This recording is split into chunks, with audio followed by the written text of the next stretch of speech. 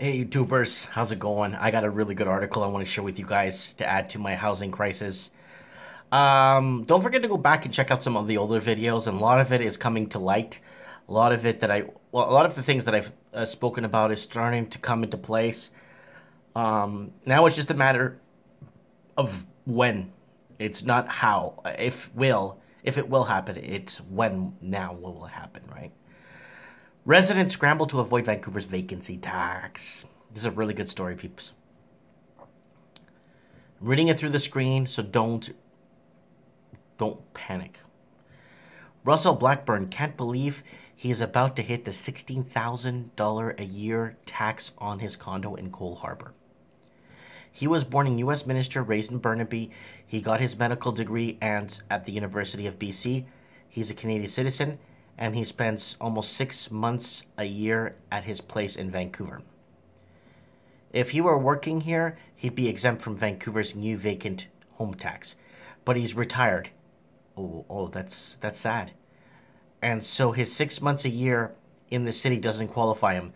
There's no way he would consider renting out his $1.6 million apartment filled with his artwork and valued personal possessions. So Mr. Blackburn, as with many others, is being told that yes, indeed, he is now considered the owner of a vacant home in Vancouver and will have to pay the tax. See, this is a really, really different situation. They have to fine-tooth comb everybody. It won't be that hard to do if they single out every person and listen to what their or see what their situation. They're going to see his age. He's retired. They're going to see that he's a citizen. They're going to see this. They're going to see that. They should single out every single case should be singled out. It won't take more than 5 minutes to look it over.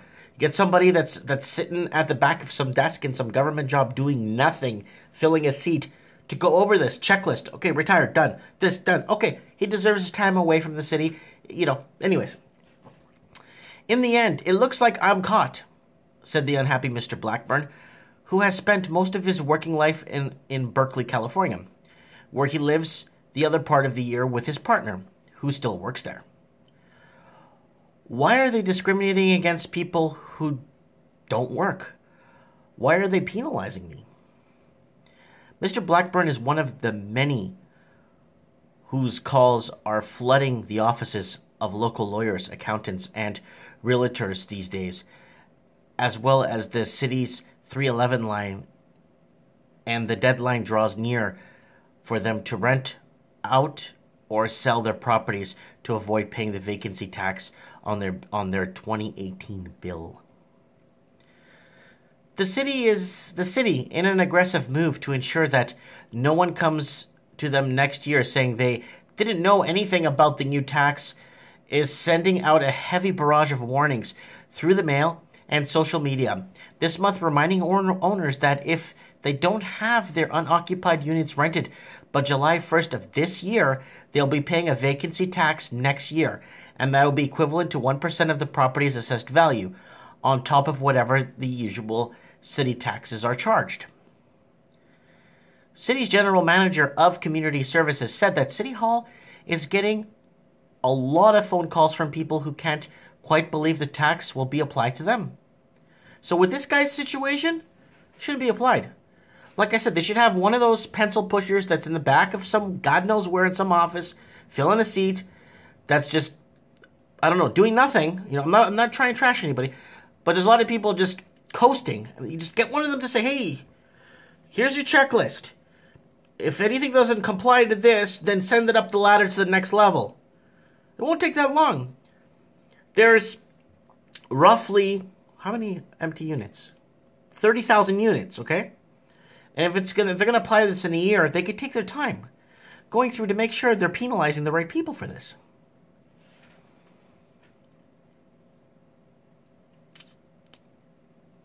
She said staff go through a set of questions with them to establish what their status is and end up having to tell them it will be taxed because you're not living there.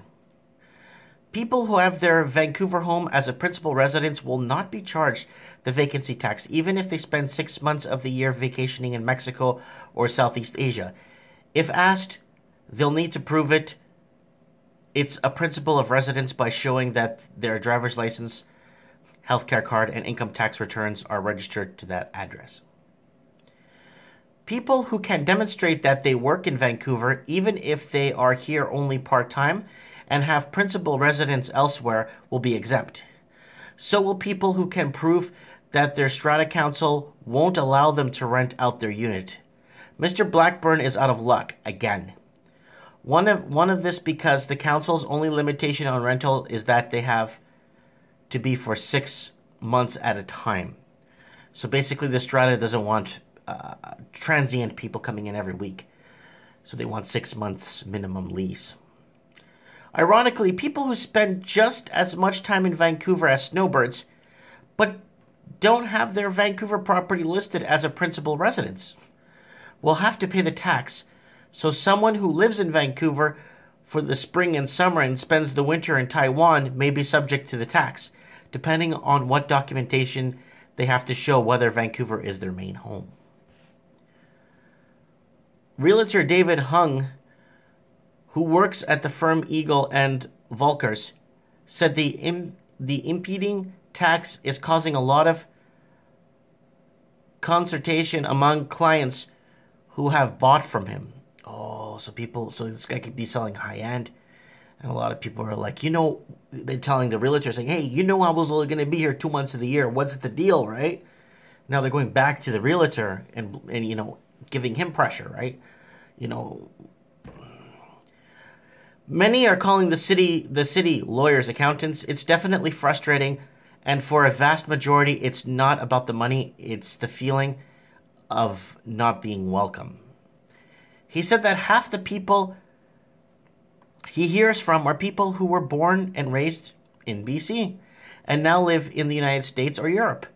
The other half are buyers from Asia, some of whom are partway through the immigration process. They want to come here and integrate.